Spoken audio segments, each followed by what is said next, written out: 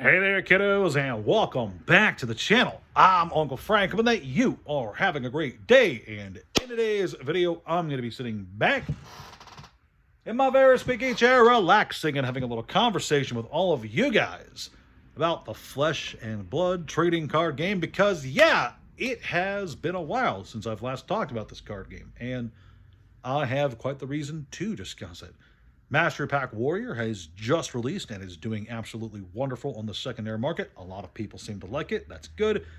And also, earlier today, LSS has announced the next installment of the product line with Mastery Pack Assassin coming soon. And it does look like a really cool set. There's a new hero in it that looks really freaking awesome, in my opinion. But rather than making a video speculating about the future and what could be in that set, I figured I'd take this opportunity to look back at the product line, talk about the 3 existing Mastery Pack sets, my overall opinions on them, their effect on Flesh and Blood as a game, and where I think LSS could take this product line in the future. So with all of that said, let's dive right on in with the first Mastery Pack set, Mastery Pack Guardian, which it is getting older now, isn't it? I feel like this is at least a year old as a set. Mastery Pack Guardian came out around the same time as Smash Palace. Both were supplementary Warrior sets, although supplementary Guardian sets. Smash Palace was a multiplayer set, and Mastery Pack Guardian was it was billed as a full-on supplementary set for the Guardian class. And speaking purely anecdotally, I should say, Guardian wasn't the most popular class in my experience. Sure, it had fans, it had diehard fans, but this was sitting unsold on store shelves for like $50 for the longest time, which is not great for the set, but it is great for me because I'm the kind of goblin that loves me some cheap product, especially when that product has some really sexy pulls in it. And make no mistake, Mastery Pack Guardian has some really good chase cards, some really cool Marvel treatments, including that Testament of Valahai, which I think is sitting around $1,500 right now, and the Jarl, which is, I think it's still $1,000, which is crazy, although I don't think I've seen one sell recently, so maybe it's higher, maybe it's lower, I don't know. What I should say, though, is that while it did have a slow burn at first and was the most popular set at first, Mastery Pack Guardian has caught on. People are fans of it now. There's a lot of people, especially people getting into the Guardian class, who go back to it as their set of choice. It still sells really good for me in the singles department. A lot of cool stuff, and the box prices are starting to reflect that, with it being around $75 a box now. That's all well and good. So while the set itself did not have the greatest reception at release, here we are over a year later, and it's starting to appreciate quite well, with some people really wanting this set for what it is from a gameplay perspective and for what it is from a collectibles perspective, because it has both.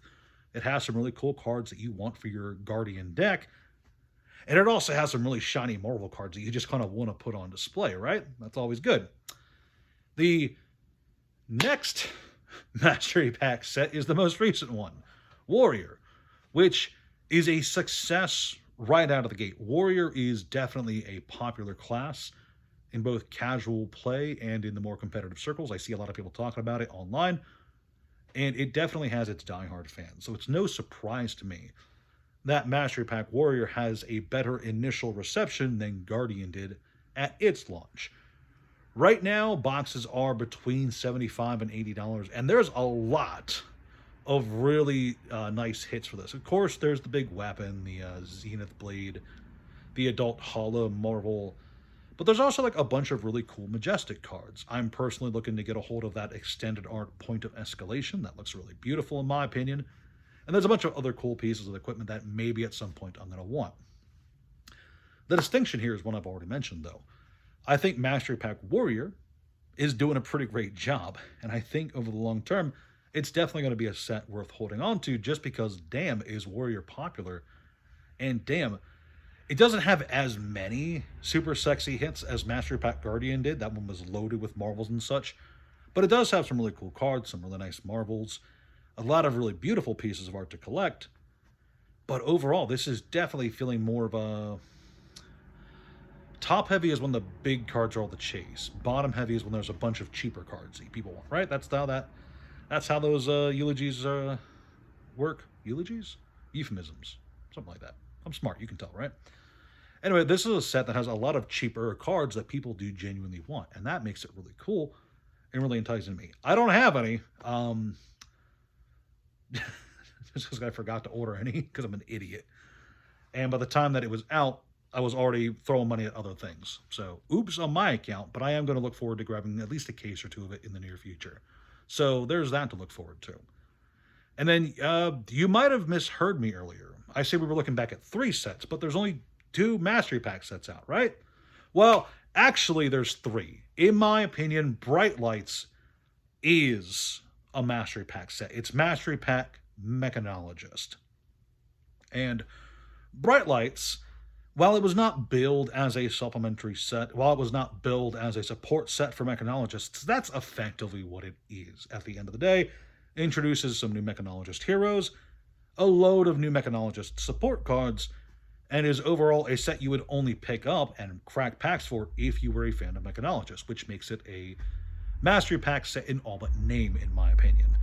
And of the 3 Mastery Packs that exist, this one's doing the worst. This one is definitely not being as well received as the other 2 were, and I think part of that is the fact that it was billed as a main set when it wasn't really a main set. That didn't have a lot of support for various classes like other main sets do. Instead, this was all Mechanologist all the time. And while it does have a really cool chase card, that Marvel Singularity is absolutely beautiful, and I do want one at some point for my own personal collection, there's not a whole lot of cards in this set that the average Flesh and Blood player who's not interested in Mechanologist would want, which does hurt the set overall in the long term. Right now, I think booster boxes are around $50, which is not stellar for a main set. Which brings me to the next point, which is the overall opinion on Mastery Packs. And overall, I like them. I like them a lot. I appreciate when LSS takes the time to give dedicated support to a given class. I think Mastery Packs as a brand, as a product line, let LSS kind of experiment a bit with what can and can't work within the confines of certain classes. And I do think that for some classes especially, dedicated set support is very much necessary. I think classes with fewer legal heroes deserve Mastery Packs more than classes with more legal heroes, but that's just an opinion that I'm going to have to air out. Obviously, I don't work at LSS. I can't influence any of their decisions, but I think classes with fewer and fewer options should be the ones given priority when it comes to Mastery Pack availability. That is to say, I really hope that we get a bunch of Necromancer Mastery Packs soon. Oh, man. But moving on to the beyond the pros, there is some problems with Mastery Pack as a product line, and that is the big one. I do believe, not from the LSS side, not from a secondary market side, but I do believe that for stores, for vendors, for the people who are actually buying this stuff from distribution and putting it out there to the average fan, collector, player, whatever, I do believe Mastery Packs can, not do, can, I do believe they could hurt sales at some point. Just because there's a lot of cool stuff going on with Mastery Packs, okay? Like I said, they support neglected classes. They can support neglected classes. They can insert a lot of cool new heroes and cool concepts to the game. And they can also serve as a really cool place to reprint older cards, especially much needed reprint cards. I mean, Bright Lights gave us the Teklo Foundry Heart reprint, and Mechanologist players needed that, all right? But it's also fair to say, I think, that Mastery Pack sets are dead sets for everybody who's interested in other classes. And that's just kind of built into it, all right? If you are a die-hard Flesh and Blood fan, but you only have 1 or 2 classes that you're interested in, you are going to completely skip over every Mastery Pack set that isn't for those 1 or 2 classes. Whereas you'd be much more likely to play with, buy, and trade with the regular sets that come around that have 3 or 4 classes in them usually. Usually, not always. Not always. That isn't to say that Mastery Packs are dead products. These classes definitely have fans, and even the worst one, Mastery Pack Mechanologist, is my favorite. They still have fans, they still get bought, but I do believe that there is a chance that at least one of them in the future could be a dead product line. I don't think it's gonna happen, but I just want to point out that I think the opportunity is there for failure. If any Flesh and Blood set was going to fail now, going forward, I think Flesh and Blood is an established game. It's got a very dedicated fan base. I think it's got great tournament turnout. I think it's got a great collector's scene. The secondary market looks pretty healthy right now. I think if anything was going to fail for Flesh and Blood going forward, it would be a Mastery Pack, just because they appeal to a small chunk of the player base rather than a broader a mass of the players. And that's just my only point of contention. I like the product lines. I'm really excited for Mastery Pack Assassin. I'm going to be going out of my way to get some Mastery Pack Warrior. I've enjoyed the hell out of Kraken Guardian. And I like Bright Lights quite a lot. It's still my favorite. I just want to say that there is the chance for failure. That's all. That's all this video is me saying, okay? Don't take this out of context and say, oh, Uncle Frank says that Mastery Packs are all going to go to zero, because that's not what I'm saying at all. I'm just saying that these are great, but... these are great, but... That could be a tagline for the channel. You know, you have to weigh the pros and cons and the beauty and the faults of everything, even for the games that you really, really like. And I really like Flesh and Blood, all right? And I do believe that, for the most part, Mastery Packs are a great addition to the game. I think that Mastery Packs definitely improve the quality of Flesh and Blood as a whole. I do believe that these kind of ancillary sets dedicated to a specific hero or even group of heroes, with regard to classes, I think that they can do a lot of good towards, especially for the more casual side. I think they can really enhance the casual experience, especially if they do things like what they did with Mechanologist for Bright Lights, where they have this whole special draft system designed around the set itself. That was really cool. I liked that a lot. I know a lot of other people didn't, but I enjoyed it quite a lot. All right? So overall, closing thoughts, Mastery Packs, I think, are here to stay. Mastery Pack Warrior has seen a lot of success on the secondary market in the brief amount of time it's been out. A lot of positive opinions around Mastery Pack Assassin, even though it's only been a few hours since its official announcement. And overall, I'm looking forward to what the future holds for Flesh and Blood. And I think if you're a Flesh and Blood fan, you should too.